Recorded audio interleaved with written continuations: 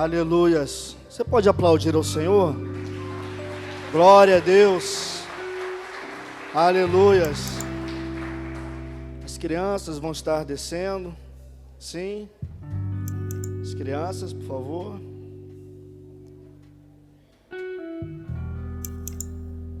Amém. Podem ir lá, pode descer. Em nome de Jesus. Que o Senhor possa estar ensinando as nossas crianças, possa estar ministrando nos corações delas toda a verdade, toda a palavra, tudo que a palavra dele nos ensina. Amém? Gostaria de pedir aos irmãos que estão lá atrás, se você tem uma função como obreiro, amém. Mas se você não tem uma função como obreiro, que você tome o seu lugar, que você se assente, tome um assento, para que seja evitado conversas, as pessoas encostarem e conversarem, em nome de Jesus. Glória a Deus. Queridos, até o dia de ontem, estava buscando aí numa palavra para ministrar nesse dia. Essa semana aconteceu muitas coisas, sabe, rapidamente a gente pegando os grupos da igreja, grupos de oração, grupos de intercessão, eu pude perceber assim, quantas pessoas passando adversidades, passando tribulações, passando lutas, pedidos de orações ali, mães com filho enfermo, pastores sofreram queda dentro de casa, estão com o braço machucado, pastora G. E eu fui olhando isso e falei, Senhor, o que está acontecendo? Eu mesmo tive uma aprovação nesse sentido também, lá em casa. E o Senhor me levou a perguntar algo, O que fazer na adversidade? Qual postura tomar no momento da adversidade? Porque, irmãos, a adversidade ela vai vir. Em dias, talvez um dia ou outro não, mas sempre aparece uma adversidade, sempre aparece uma tribulação, uma luta, ao qual nós devemos nos posicionar.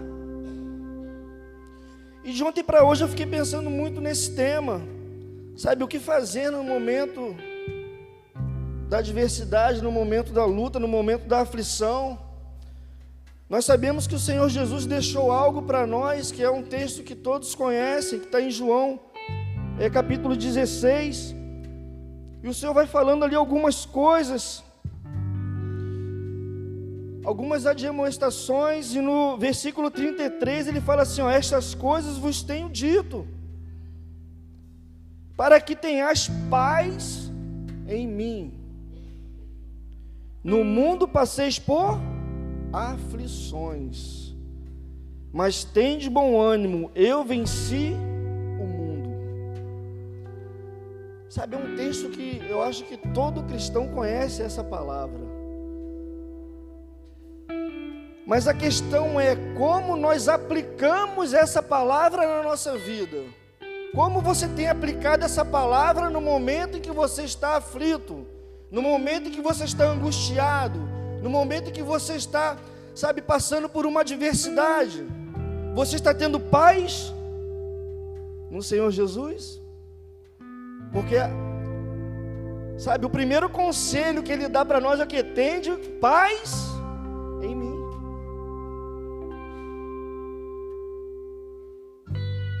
É a primeira coisa que o Senhor pede de nós, no momento da adversidade. Tenha paz em mim. E Ele vai falando, no mundo passareis por aflições. Ou seja, passar por aflições não é para um ou para outro. Passar por aflições, irmãos, é para todos. Todos nós passamos por aflições. Todos nós passamos por adversidade. Todos. Às vezes nós olhamos o irmão ao nosso lado, às vezes ele está sorridente, né? Está bem, mas só Deus sabe o que ele tem passado. Às vezes o irmão está com um sorriso no rosto, irmãos, mas só ele sabe a luta dele, a adversidade que ele tem passado. Mas talvez a paz que ele tem dentro do coração dele é que faz ele estar alegre. A paz do Senhor Jesus dentro dele é que faz o semblante dele não ficar caído. E o Senhor Jesus, ele fala assim, ó: tem de bom ânimo, eu venci o mundo. Obrigado, pastora. O Senhor Jesus, ele não fala que venceu. É muito interessante o texto, irmãos, quando a gente aplica. O Senhor Jesus fala: no mundo passaste por aflições. Ele poderia falar: mas tem de bom ânimo, eu venci as aflições. O Senhor Jesus, ele fala assim, ó: tem de bom ânimo, eu venci o mundo. Ele venceu tudo. Você entende isso, irmãos? Quando o Senhor Jesus, aquele que foi levado, irmãos, a uma cruz, por amor a mim e a você, por amor a toda a humanidade caída, por amor ao mais terrível dos pecadores, por amor àqueles soldados que estavam escarnecendo dele, por amor até aqueles sacerdotes que levaram ele até aquela cruz. Quando ele fala assim, ó: está consumado, ele está dizendo assim, ó: eu fiz a minha parte. E quando ele fala assim, ó: eu fiz a minha parte, ele coloca uma responsabilidade em nós, de nós fazermos a nossa parte. Aí você pode perguntar: e qual é a minha parte, pastor? A sua parte é acreditar, a sua parte é ter paz nele. O segredo de passar por aflições, de passar por adversidade, de vencê-las, é você ter certeza que aquele que venceu tudo na cruz está ao seu lado. Oh, glória a Deus! Você tem que ter convicção disso, amados. Eu poderia pegar aqui muitos textos na palavra que falam de momentos adversos a qual o Senhor deu vitória ao povo dele. Tem muitos textos, irmãos, muitos textos. Mas eu me apeguei a um texto que está lá no livro, nos primeiros livros, que foi quando Moisés enviou os espias para espiar uma terra que foi prometida a eles. Livro de Números, capítulo 13. Sabe que o Senhor deu uma ordem a Moisés, para Moisés enviar alguns homens escolhidos por Moisés, 12 homens, para espiar uma terra que o Senhor prometeu a eles. Mas Moisés falou assim: não, vou separar 12 homens para ir lá primeiro olhar essa terra, ver como é que é essa terra, ver como que a gente vai entrar nesta terra. E Moisés, esse texto também é um texto que todos nós, como muitos conhecem, né? Acredito que todos conhecem, quando os homens foram lá espiar a terra que mana leite e mel.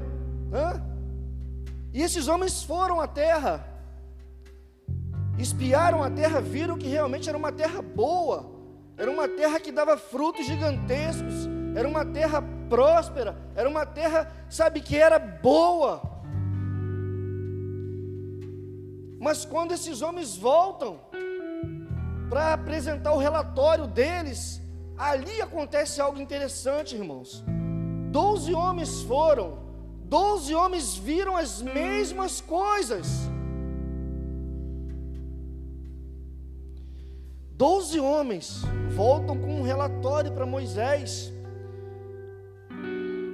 A partir do verso 25 do livro de Números, capítulo 13, diz assim, ó: ao cabo de 40 dias voltaram de espiar a terra, caminharam e vieram a Moisés e a Arão e a toda a congregação dos filhos de Israel no deserto de Parã, e Cádiz, deram-lhe conta a eles e a toda a congregação, e mostraram-lhes o fruto da terra. Eles foram, olharam a terra e trouxeram algo. Agora não diz o que é que eles trouxeram, pastor, mas diz que eles apresentaram o fruto. Aí você pode imaginar o que você quiser, um cacho de uva desse tamanho, uma penca de banana que precisava 3 homens para carregar. Aí você imagina o fruto daquela terra, irmãos.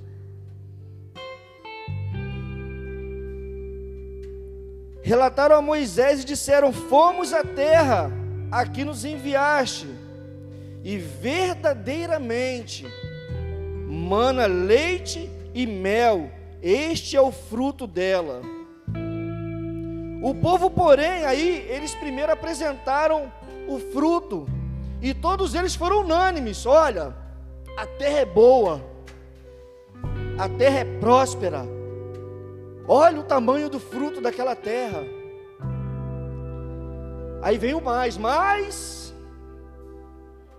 versículo 28, o povo, porém, que habita nessa terra é poderoso, e as cidades muito grandes e fortificadas. Também vimos ali os filhos de Anak. Os amalequitas habitam na terra do Neguebe. Os heteus, os jebuseus e os amorreus habitam na montanha. Os cananeus habitam ao pé do mar e pela ribeira do Jordão.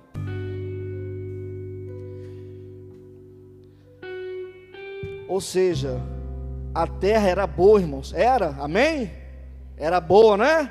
Mas a terra era habitada por todos os inimigos do povo de Deus. E você percebe no relato que os inimigos estavam em todos os lugares. Não tinha um lugar sequer que o povo podia falar: não, vamos entrar por ali e vamos acampar ali e dali a gente expande. Não, não tinha. Os inimigos estavam nas montanhas, na beira dos mares, em todos os lugares. Então Caleb fez calar o povo perante Moisés e disse: eia, subamos e possuamos a terra, porque certamente prevaleceremos contra ela. Porém os homens que com ele tinham subido disseram: não podemos subir contra aquele povo, porque é mais forte do que nós. E diante dos filhos de Israel infamaram a terra que haviam espiado, dizendo: a terra pelo meio do qual passamos a espiar é terra que devora os seus moradores, e todo o povo que vimos nela são homens de grande estatura. Também vimos ali gigantes. Os filhos de Anak são descendentes de gigantes. Preste atenção nesse relato, irmãos. E éramos aos nossos próprios olhos como gafanhotos, e assim também o éramos aos seus olhos. A terra que eles infamaram, que eles falaram mal, quem tinha prometido a eles? O Senhor. O Senhor. Eles estavam falando mal de algo que o Senhor prometeu que ia dar, pastor. Como assim? O Senhor fez uma promessa, a terra era boa, a terra manava leite e mel, e eles começaram a falar mal da terra.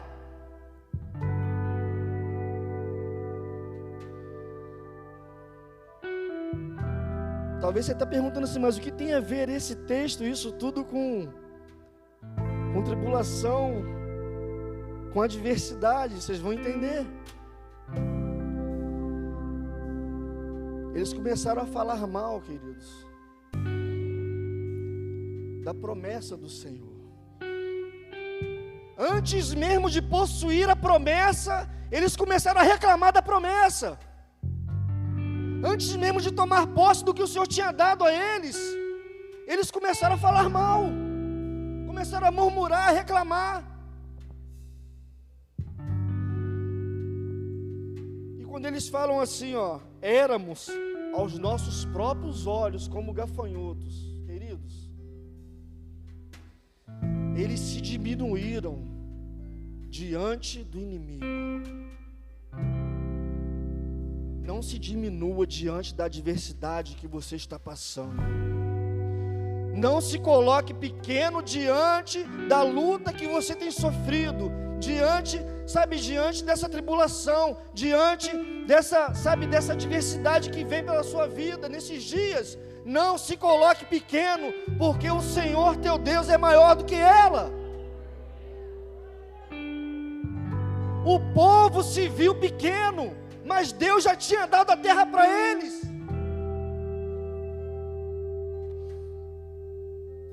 Você pode se ver pequeno, mas o Senhor já tem te dado vitória. Você tem que começar a enxergar a vitória que o Senhor tem te dado. Oh, Deus.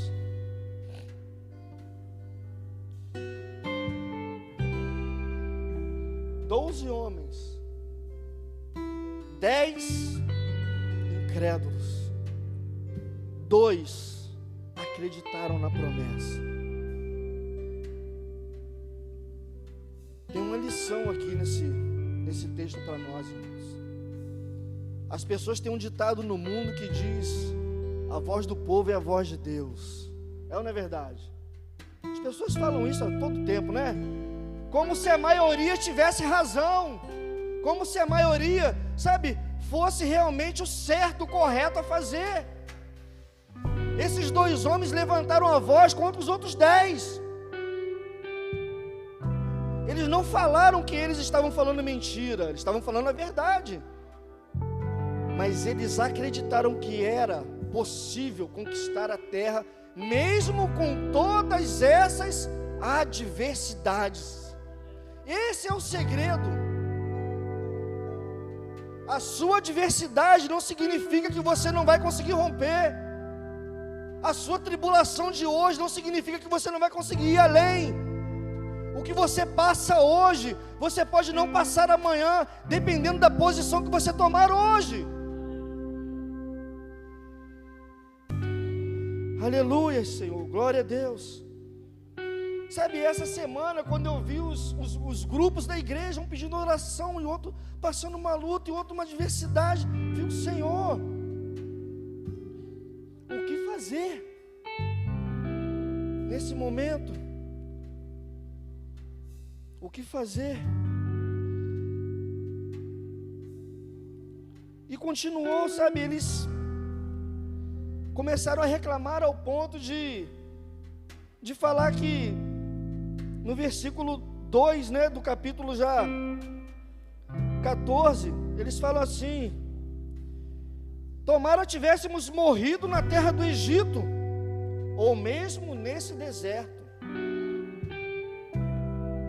Presta atenção no que eles falaram. Tomara tivéssemos morrido. Deus é vingativo, irmãos? Não é. Mas cuidado com a palavra que sai da sua boca. Deus não é vingativo. Deus é um Deus misericordioso. É um Deus de amor. É um Deus que enviou o único Filho dele para nos salvar. Se a gente disser que Ele não é um Deus de amor, queridos. Só que o povo fala isso: tomara tivéssemos morrido. E por que nos traz o Senhor a esta terra para cairmos à espada e para que nossas mulheres e nossas crianças sejam por presa? Não nos seria melhor voltarmos para o Egito? E eles começaram a infamar o povo, a inflamar todo mundo a acreditar nisso.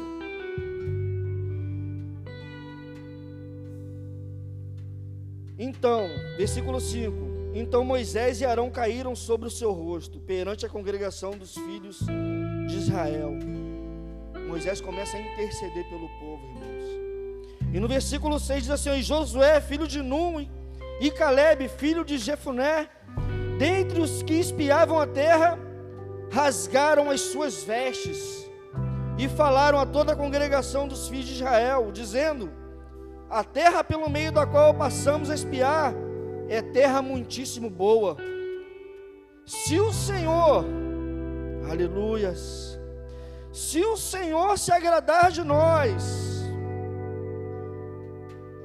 então nos fará entrar nesta terra e nos dará terra que mana leite e mel. Aleluias. Então somente não sejais rebeldes contra o Senhor, e não temais o povo desta terra, porque, porquanto, como pão, os podemos devorar. Oh Deus.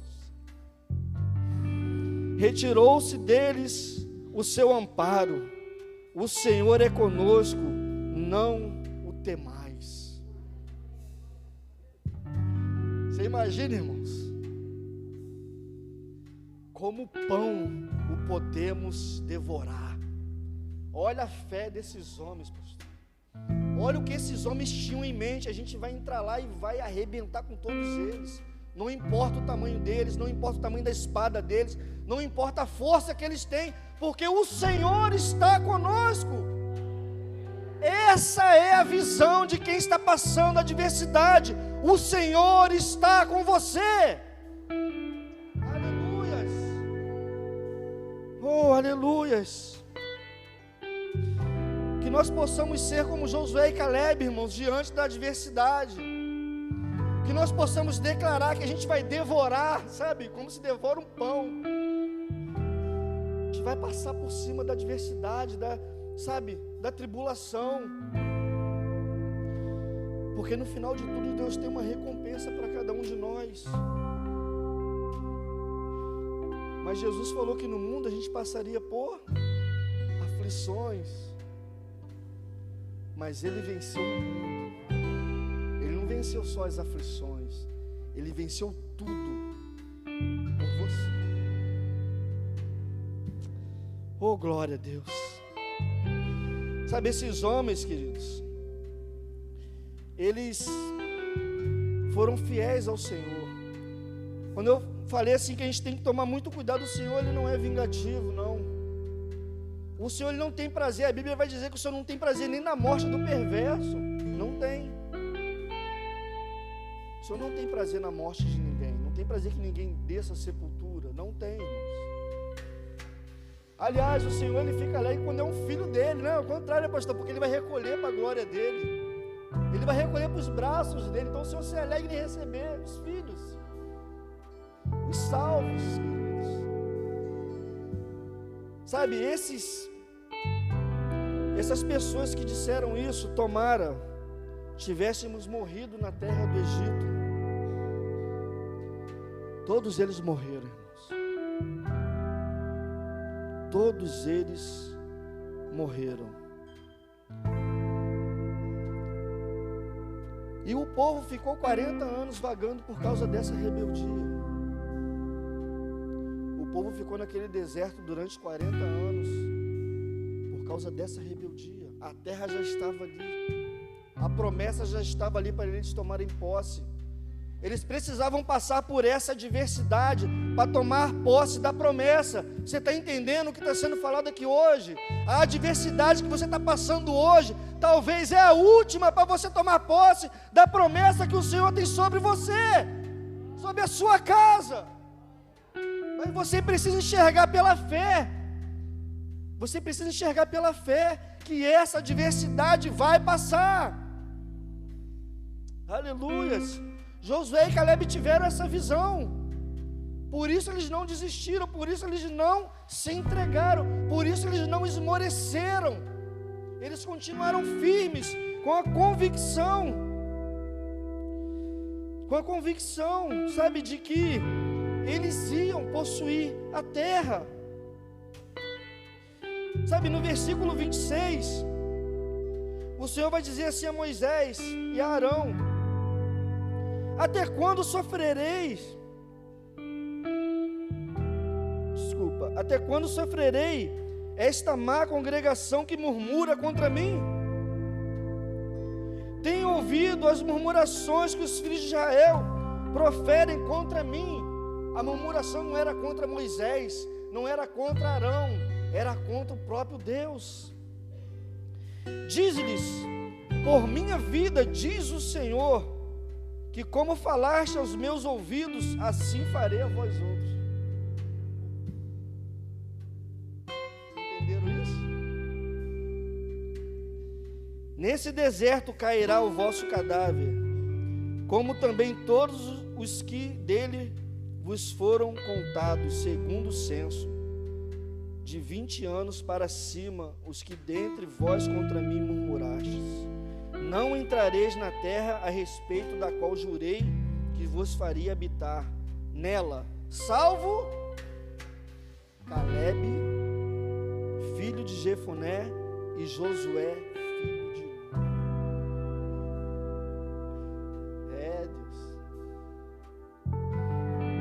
Mas os vossos filhos, ou seja, os filhos daqueles homens que murmuraram, entenda, olha como que Deus ele é. Os vossos filhos, de que dizeis por presa serão, farei entrar nela, e eles conhecerão a terra que vós desprezastes. Porém, quanto a vós outros, o vosso cadáver cairá nesse deserto. O Senhor poupou os filhos. Poupou os filhos entraram. Aquela geração mais velha não entrou, só Josué e Caleb. Cuidado com a palavra que sai da sua boca. Talvez você não alcance a promessa que o Senhor te deu. Talvez teu filho alcance. Cuidado com o que você fala. Cuidado. Sabe, Davi, ele pedia para o Senhor colocar anjos nos lábios dele, para guardar a boca dele de falar qualquer coisa contra o Senhor. E às vezes a gente fala demais. E no meio dessas, a gente acaba reclamando. A gente acaba murmurando. Que o Senhor tenha misericórdia de nós, irmãos. Que o Senhor verdadeiramente tenha misericórdia de todos nós, a começar por mim. Porque muitas vezes na hora da luta, da adversidade, a gente meio que irracional. A gente fala coisas que não quer falar. A gente pensa coisas que não quer pensar. E quando a gente cai em si, a gente vê que é louco. A gente fala: Senhor, tenha misericórdia de nós. Não é verdade? Quando a gente cai em si, sabe, o Espírito Santo vem dentro de nós e mexe com a gente, Senhor, não leve em conta o que eu falei. Tenha misericórdia da minha vida. Versículo 33: vossos filhos serão pastores nesse deserto 40 anos, e levarão sobre si as vossas infidelidades, até que o vosso cadáver se consuma nesse deserto, até que vire pó. Melhorar aqui a versão, né? Até que vocês virem pó, seus filhos vão sofrer. Segundo o número dos dias em que espiastes a terra, 40 dias, cada dia representará um ano. Levarei sobre vós as vossas iniquidades 40 anos, e tereis experiências do meu desagrado. Eu, o Senhor, falei, assim farei a toda essa má congregação que se levantou contra mim nesse deserto. Se consumirão e aí falecerão. Os homens que Moisés mandara a espiar a terra e que voltando fizeram murmurar toda a congregação contra ele, infamando a terra. Esses mesmos homens que infamaram a terra morrerão de praga perante o Senhor. Mas Josué, filho de Nun, e Caleb, filho de Jefoné, que eram 2 homens que foram espiar a terra, sobreviverão. Olha a fidelidade do Senhor com esses homens. O Senhor é fiel àqueles que nele confiam. Confie no Senhor. Sabe, a tua luta, a tua tribulação, ela não é maior do que o teu Deus. Quando você começar a se enxergar, se você se enxergar como aqueles 10 homens, nós éramos como gafanhotos. Se você começa a se enxergar dessa forma diante de uma adversidade, você está colocando o teu Deus como um gafanhoto. Quem habita em você? Quem habita em você? Quem habita em você venceu tudo, irmãos. Quem habita em você, lá no livro de Efésios, diz que é poderoso para fazer infinitamente mais do que você pede, do que você pensa. Então o Senhor, Ele pode fazer muito mais. Nós limitamos o Senhor com a nossa fé, nós limitamos o Senhor muitas vezes com a nossa declaração. Sabe, a fé é o firme fundamento daquilo que não se vê. Você anda por vista? Você anda pelo que você vê ou pelo que você não vê? Nós temos que andar pelo que não vemos. Não temos que andar por vista, irmãos. Quem anda por vista tem a fé falha. Não é nem uma fé pequena. Porque a fé pequena, a Bíblia vai dizer que se for do tamanho de um grão de mostarda, ela é capaz de fazer o sobrenatural de Deus. A fé que duvida não é uma fé pequena, é uma fé falha. Então que o Senhor possa curar a nossa fé, possa restaurar, sabe, a nossa forma de acreditar nele. Aleluias. Que possamos enxergar nas adversidades oportunidades de crescer em fé, de crescer em confiança no Senhor, de depositar nele toda a nossa confiança, de falar: Senhor, eu não consigo, me ajuda, o meu braço é pequeno para alcançar, envia o teu braço, Senhor. A gente precisa declarar essas coisas, irmãos. Tem momentos, sabe, que tem momentos que a nossa oração é só assim: Senhor, me ajuda.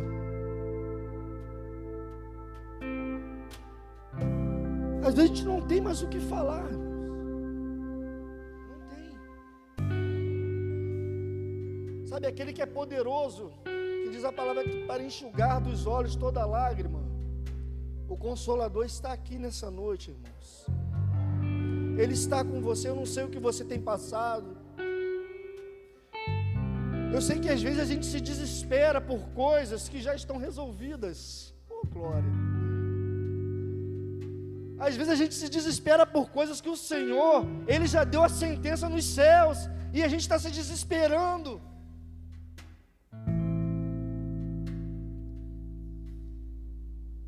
Daniel orou muitos dias, mas a resposta foi enviada em que dia, irmãos? O Senhor enviou a resposta imediatamente, mas Daniel permaneceu esperando, confiando, não murmurando, se entregando ao Senhor, rejeitando os manjares, se posicionando diante do Senhor. Quando o Senhor fala naquela cruz: está consumado, como eu disse aqui, é como se Ele tivesse dito: a minha parte eu já fiz. Confia, só confia. Sabe, em Salmo, quando fala que os que confiam no Senhor são como os montes de Sião? Que palavra bonita, né? Mas você tem sido dessa forma? Fecha teus olhos. Faça uma reflexão nessa hora.